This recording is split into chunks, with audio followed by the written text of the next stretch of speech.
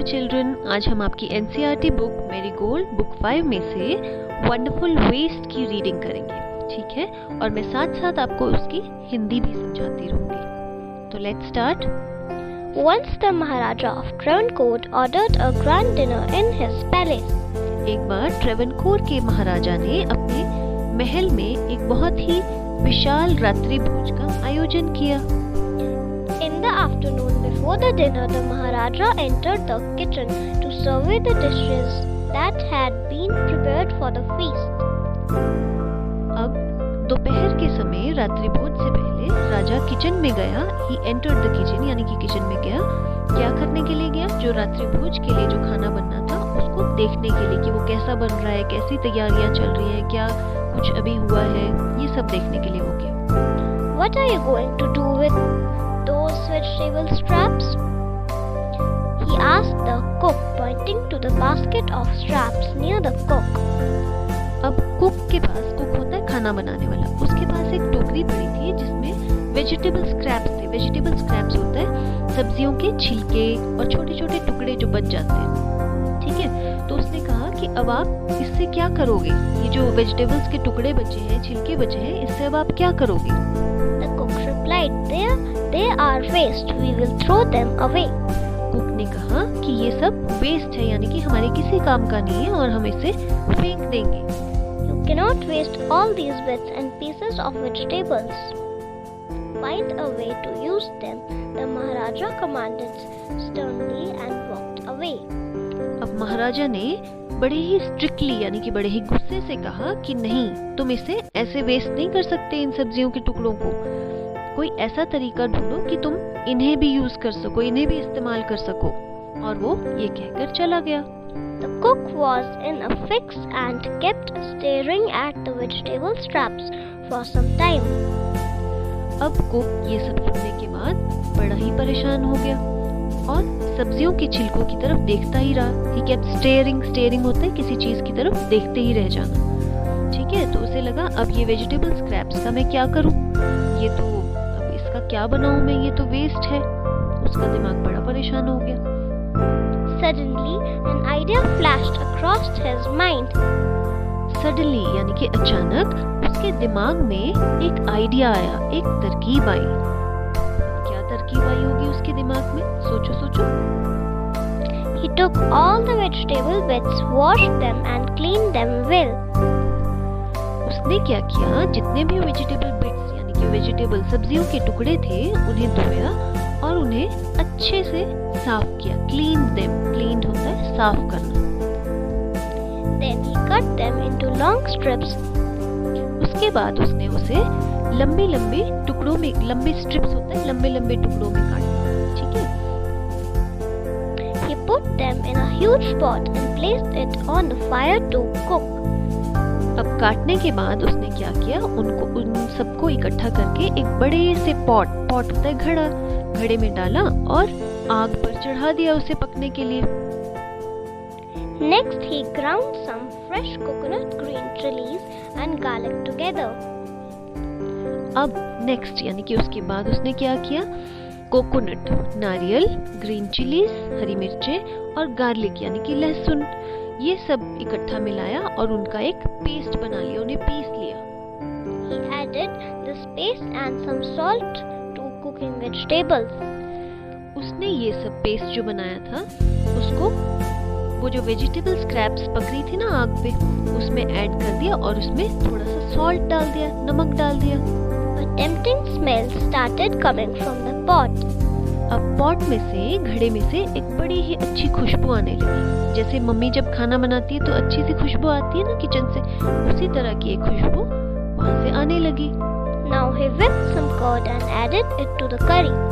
अब उसने whipped some curd यानी कि उसने दही फेंटा और उसको दही को फेंट कर उस करी में डाल दिया, वो जो पक रहा था उसमें डाल दिया। He also poured a few spoonfuls of coconut oil and decorated the dish with curry leaves. अब उसने चम्मच भरकर नारियल का तेल, कोकोनट ऑयल होता है, नारियल का तेल लिया और उस डिश में डाल दिया, वो जो पक रहा था उसमें डाल दिया और डेकोरेट किया, उसे सजाया। किस चीज से? करी लीव्स, करी पत्ता। आपके घर के आसपास भी लगा होगा जरूर, ठीक है। behold, the new dish was ready. अब इतना कुछ करने के बाद एक नई डिश तैयार हो गई। ठीक है, आपने देखा कि उसने क्या क्या डाला था, है ना। लो एंड बिहोल्ड मतलब होता है लो एंड बिहोल्ड। ध्यान से देखिए, लुक व्हाट अ सरप्राइज, यानी कि देखो कितना सरप्राइज होता है अचंभा, कि देखो इतने वेस्ट, ये सब कुछ वेस्ट था, इसमें से भी कितनी अच्छी डिश बन गई हमारी, कितनी अच्छी चीज बन गई और कितनी अच्छी खुशबू आ रही है। Everyone was eager to know the name of the new dish.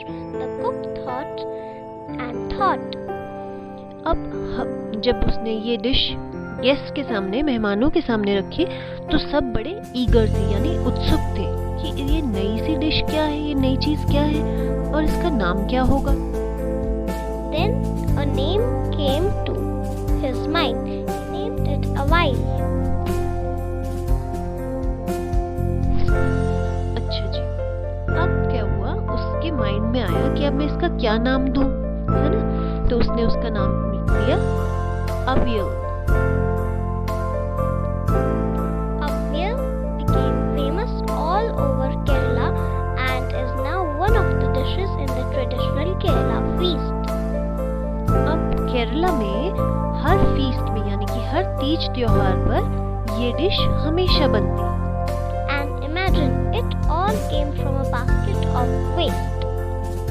And imagine, और सोचो, इतनी अच्छी डिश ये किस चीज से बनी है, ये वेस्ट चीजों से बनी है। तो इस कहानी से हमने क्या सीखा कि जितनी भी चीजें वेस्ट होती हैं उन्हें फेंकना नहीं चाहिए, उनमें से भी कुछ ना कुछ चीजें ऐसी होती हैं जिनसे हम कुछ नया बना सकते हैं, कुछ यूजफुल बना सकते हैं। ठीक है, अब आपके बुक के नेक्स्ट पेज नंबर 12, यहाँ पे न्यू फ्रेजेस लिखिए।